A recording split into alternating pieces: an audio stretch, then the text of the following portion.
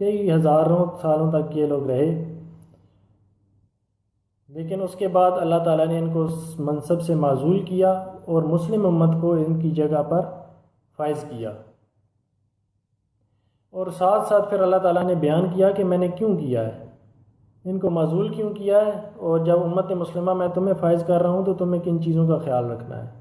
تو اللہ تعالیٰ نے ایک ایک کر کے ان کے جرائم گنانے شروع کیے۔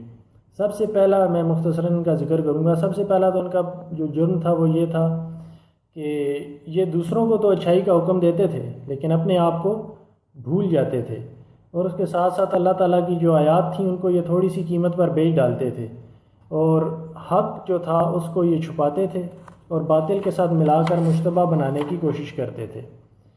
اور اللہ تعالیٰ نے ان کو پھر جو ہے وہ اپنے احسانات یاد دلائے کہ تم فرعون کے غلام ہوتے تھے، وہ تمہارے لڑکوں کو ذبح کر دیتا تھا، تمہاری لڑکیوں کو زندہ رہنے دیتا تھا۔ اللہ تعالیٰ نے موسیٰ علیہ السلام کی قیادت میں تمہیں جو ہے وہ اس سے نجات دلائی۔ اور اس کے بعد جب پھر موسیٰ علیہ السلام تمہیں لے کر باہر نکلے اور انہوں نے 40 دن کے لیے تمہیں چھوڑ کر گئے، تو تم نے پھر جو ہے وہ بچھڑے کو اپنا معبود بنا لیا۔ اور پھر اللہ تعالیٰ نے جب موسیٰ علیہ السلام دوبارہ آئے تو تم نے ان سے ضد شروع کر دی کہ جب تک ہم آپ کو اللہ تعالیٰ سے کلام کرتا ہوا نہ دیکھ لیں آپ پر ہم جو ہے وہ ایمان نہیں لائیں گے۔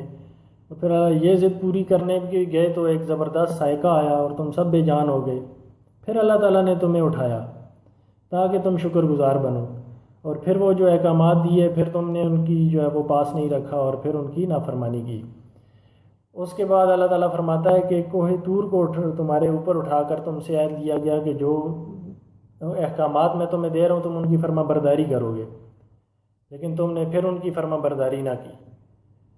اسی طرح مزید یہ جرم کی جو وہ لسٹ ہے کافی لمبی ہے، اس میں آگے پھر سبت کے قانون کا ذکر ہوتا ہے کہ تمہیں سبت کا قانون دیا گیا، تم نے اسے توڑا، تو پھر اس کی سزا میں تم جو ذلیل و خوار ہو کر بندر بنا دیے گئے۔ پھر اس کے بعد تمہیں جو ہے وہ گائے ذبح کرنے کا حکم دیا گیا، گائے کو بکرا کہتے ہیں جس کے نام پر یہ سورہ بکرا کا نام بھی ہے۔ تمہیں گائے سے تم اس میں پھر حجتیں لگانے پڑے، کیسی ہو، کہاں ہے، رنگ کیسا ہوگا، عمر کیسی ہوگی، اس کی عمر کیا ہوگی۔ تو اللہ تعالیٰ جو حکم دیتا اس کا تم مذاق اڑانے لگ پڑے۔ تو انتہائی منافقت کی تمہاری روش تھی، یعنی تم آپس میں ملتے تو کوئی اور بات کرتے، دوسرے لوگوں سے ملتے تو کوئی اور بات کرتے تھے۔ تو اللہ تعالیٰ نے ایک طویل فہرست ان کی بتائی ہے، اور انتہائی بدبخت قوم تھی۔ یہ سارا کچھ پڑھنے کے بعد انسان کو معلوم ہوتا ہے جو بنی اسرائیل کی قوم ہے، تو ان کو ان سے اس منصب سے اللہ تعالیٰ نے معزول کیا اور مسلم امت کو جو ہے وہ اس منصب پر فائز کیا۔ اس کے بعد تحویل قبلہ کا حکم دیا گیا، اور یہ جو تھا تحویل قبلہ کا حکم یہ اس بات کی نشانی تھی کہ اب جو امامت کا فرض ہے، امامت سے مراد ہے اللہ تعالیٰ کا پیغام اس دنیا کے تمام انسانوں تک پہنچانے کی جو ذمہ داری ہے اس سے یہ بنی اسرائیل معزول ہو چکے ہیں، اور اب مسلم امت کی یہ ذمہ داری ہوگی کہ وہ تمام لوگوں تک، تمام انسانوں تک یہ پیغام پہنچائیں گے۔ تو تحویل قبلہ ہو گئی، اس سے یہ مراد تھا کہ اب مسلم امت کی یہ ذمہ داری ہو گئی ہے۔ تو اللہ تعالیٰ نے پہلے بنی اسرائیل کے وہ سارے احکامات جو ہے وہ جو جرائم تھے وہ گنوائے، پھر ان کو معزول کر کے مسلم امت کو اس کے اوپر فائز کیا، اور پھر انہیں ساتھ کہا کہ دیکھنا تم اب یہ ساری حرکات نہ کرنا جو یہ لوگ کرتے رہے ہیں۔